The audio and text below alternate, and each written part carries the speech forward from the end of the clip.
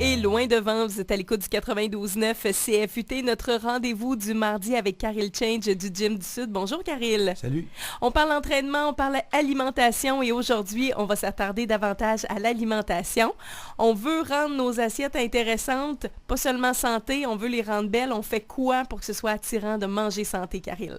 Oui, souvent, les gens me disent, ben là, on voudrait manger santé, on voudrait manger minceur, mais c'est plate, c'est sec, c'est tout le temps la même affaire, c'est du poulet, du brocoli, viande, légumes, ça roule dans la bouche, ça, c'est souvent des choses que j'entends, où on manque d'idées, on ne sait pas comment assaisonner nos trucs, après une semaine, on a fait le tour, puis on ne sait plus quoi manger, fait que je vais donner quelques trucs que j'utilise souvent quand je fais des consultations aussi pour les plans alimentaires. Premièrement, pour le fameux déjeuner, on a déjà parlé, viande et noix, un très bon choix. Comment faire pour que ce soit le fun? Bien, il y a plein de trucs. On peut faire revenir notre viande avec les noix directement dans l'huile de coco, avec des petites herbes, des petites épices, des petits légumes. Des fois, juste comme assaisonnement, mettons champignons, oignons avec des poivrons, ça va loin, ça donne beaucoup de saveurs. Il ne faut pas avoir peur de rehausser nos saveurs. Puis les herbes, les épices aussi, ça reste, on va en reparler aussi, c'est comme des médicaments. Souvent, chaque herbe, chaque épice ont des propriétés. Puis ça donne du goût, puis en même temps, c'est très bon pour la santé.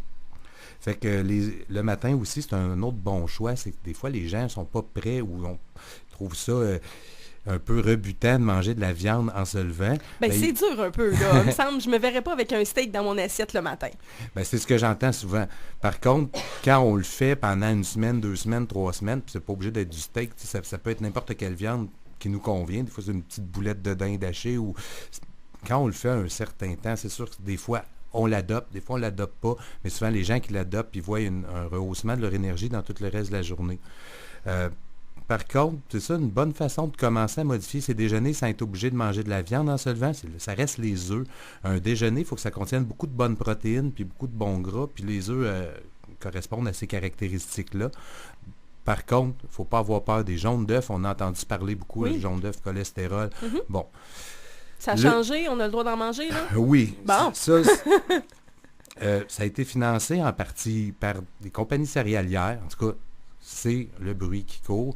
Ces études-là, par rapport à faire peur aussi à la population avec le jaune d'œuf, le cholestérol, il y en a dans les jaunes d'œufs, mais c'est bon. Notre corps en a besoin. C'est un gras essentiel.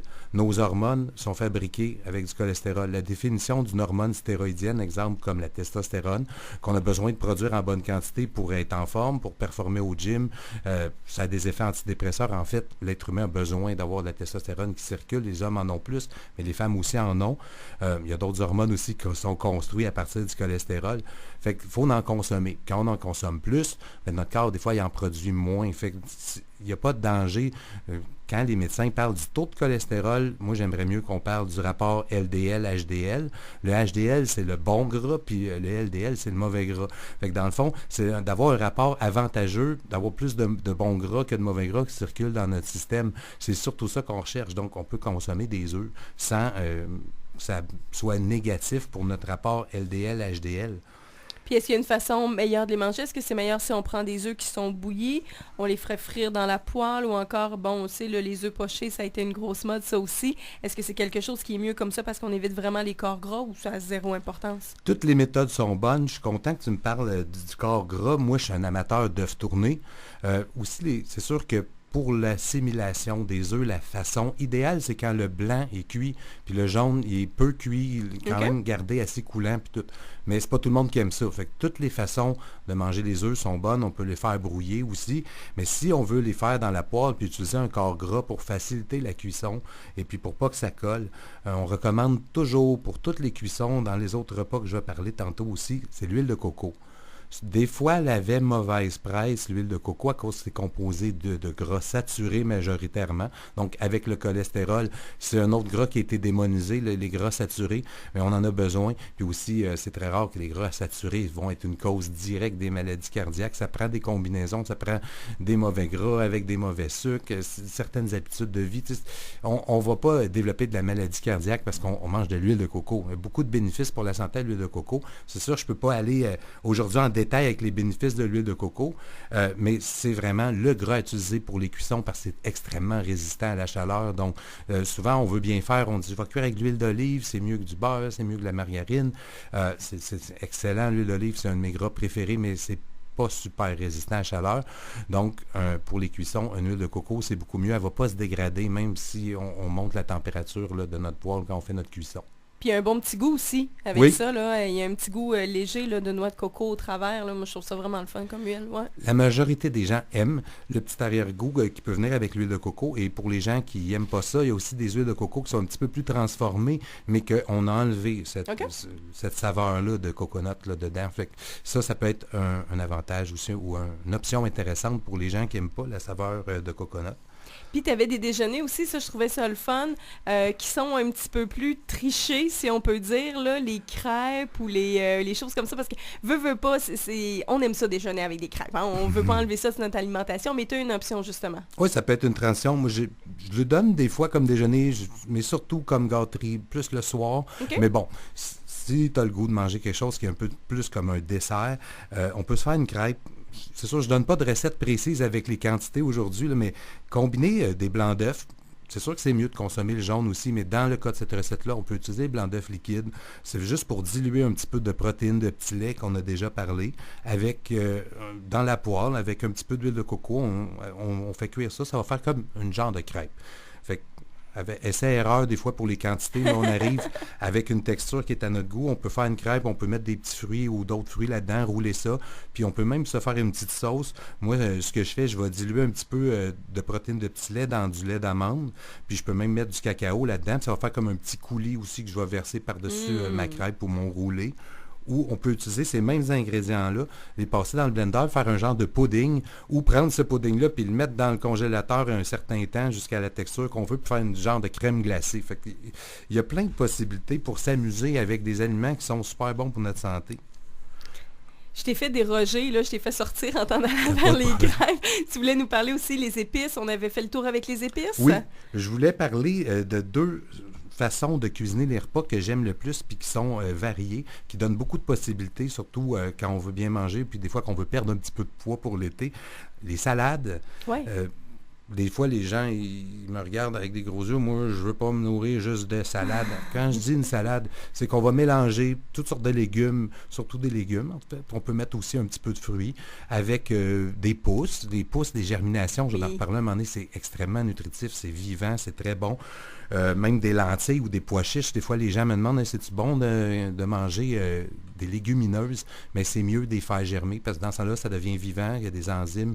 C'est plus intéressant. C'est beaucoup plus facile à digérer parce que l'amidon qu'il y a dans les légumineuses a été prédigéré pour faire la germination. Fait que ça contient beaucoup d'enzymes. C'est excellent. On se fait une salade. Fait qu'on peut mélanger tout ce qu'on veut. Puis ça dépend de qu'est-ce qu'on a. Puis la saison. Qu'est-ce qu'on a dans le frigidaire? On met une vinaigrette avec de l'huile d'olive, justement une bonne huile d'olive de première pression à froid, extra vierge. Mm-hmm. C'est excellent aussi, donc beaucoup de bénéfices. Et puis on peut se faire une bonne vinaigrette avec ça. Des fois, les gens ont de la misère à se faire une vinaigrette qui est aussi savoureuse que celles qui viennent déjà faites dans le commerce. C'est parce qu'ils oublient un morceau. Pour que ça goûte bon, ça prend les 4 saveurs. Le gras, l'acide, le sucré, puis le salé. Fait que le gras et l'acide, c'est facile. On va chercher notre huile, on va chercher un acide, jus de citron, n'importe quel vinaigre. J'ai une préférence pour le vinaigre de cidre de pomme parce qu'il y a beaucoup de bénéfices, mais tous les vinaigres sont bons. Des fois, on me demande pour le vinaigre balsamique. Oui, on peut utiliser le vinaigre balsamique même s'il n'y a pas d'acide acétique, donc c'est pas un vrai vinaigre, mais ça donne du goût. Donc, c'est intéressant bon, pour les salades. Avec des légumes, là. Effectivement. Ouais. Pour le salé aussi, c'est facile. Je recommande l'utilisation du sel rose de l'Himalaya, qui est plus d'oligo-éléments. C'est un aliment qui est plus intéressant que, mettons, un sel ultra raffiné, ultra transformé. Mais pour le sucré, qu'est-ce qu'on fait? On veut pas utiliser de sucre. On est à diète. L'entraîneur a dit, OK, on ne met pas de miel, on ne met pas de sirop d'érable dans notre salade. Qu'est-ce qu'on va mettre pour aller chercher la petite pointe sucrée dans notre vinaigrette? Ça, c'est un sujet, je voulais absolument parler aujourd'hui, le stevia. C'est une plante qui est utilisée depuis très longtemps là, par les Indiens, entre autres, en Amérique du Sud, au Brésil, au Paraguay. Paraguay. Et puis, ça a été popularisé aussi parce que depuis 1970, le Japon a interdit l'utilisation de l'aspartame. Ici, en Amérique du Nord, on a encore le droit, mais ça, c'est un édulcorant chimique, si vous voulez, qui est assez discutable si c'est bon pour notre santé. Ça serait peut-être aussi neurotoxique, donc mauvais pour le cerveau. Bon, fait que le stevia, pourquoi c'est intéressant? Ben, l'extrait de stevia, qui est des stéviosides, ça contient c'est jusqu'à 100 à 300 fois plus sucrant que le sucre blanc, mais ça contient aucune calorie. Fait que c'est quasiment trop beau pour être vrai. On trouve Juste, ça où? le stevia, essayez de le prendre biologique. La plupart sont biologiques, mais c'est parce que sinon, les cultures, il y a quand même une bonne utilisation des pesticides quand c'est pas certifié biologique pour le stevia. C'est le seul inconvénient. On y va pour un stevia bio. Il y en a dans tous les magasins d'alimentation naturelle. On en a aussi au gym, sur les heures d'accueil. Vous pouvez venir en acheter. Il y en a dans les magasins aussi, plus suppléments sportifs, comme Popeyes, entre autres. J'ose le nommer parce qu'on travaille avec eux autres pour nos suppléments au gym. Fait que c'est ça, le stevia va être utilisé avantageusement du moment que vous voulez donner un petit goût sucré à ce que vous cuisinez. Ça peut être juste un jus de citron, un eau citronnée que vous faites, 2-3 gouttes de stevia, puis hop, on a une limonade. Ça, l'été s'en vient, ça peut être intéressant. Dernière petite recette, je voulais parler, c'est les sautés. Des fois, c'est très facile. L'huile de coco dans une poêle, les légumes que vous avez, la viande que vous avez, les herbes, les épices à votre goût. Un beau sauté, on met ça sur un petit lit de riz ou de quinoa, là, puis bon, on n'a pas l'impression d'être restreint. C'est super bon, c'est comme au restaurant, puis ça correspond quand même aux règles alimentaires que j'essaye d'inculquer aux gens quand on parle de nutrition au gym ou dans les plans alimentaires. Et puis souvent, on veut se faire aussi des desserts. On a le droit, il faut se gâter. C'est le fun de cuisiner des desserts maison. Des petits trucs, prendre de la farine sans gluten, il y en a plein des bonnes sur le marché. L'huile de coco à la place du beurre ou la margarine. Le sirop d'érable ou du miel à la place du sucre raffiné. Puis on peut suivre nos recettes qu'on est habitué de faire de dessert juste en changeant ces ingrédients-là. On a déjà quelque chose de plus santé, plus facile à digérer et puis moins de stress pour notre corps. Ah, c'est super intéressant réellement, là. Donc, les personnes qui veulent avoir du stevia, ils peuvent aller te voir directement à ton gym pour s'en procurer. Oui. Puis, est-ce que tu as un livre de recettes? Non, mais ça fait des années qu'on m'en parle. Un jour, je veux en faire un, mais c'est un gros projet, ça prend du temps, mais éventuellement, c'est dans les projets. Mais là, je pense que tu n'auras pas le choix, parce Oui. que là, on va aller te voir au gym parce qu'on va vouloir savoir comment faire les points. Fait que mets-nous ça sur PDF, là, qu'on puisse partir avec des feuilles pour pouvoir l'essayer. C'est noté. Je te remercie beaucoup, Karine. Merci, bonne semaine. Merci, bonne semaine. On se retrouve la semaine prochaine. Côté musical, voici Marc Dupré et Restez fort au 92.9 CFUT.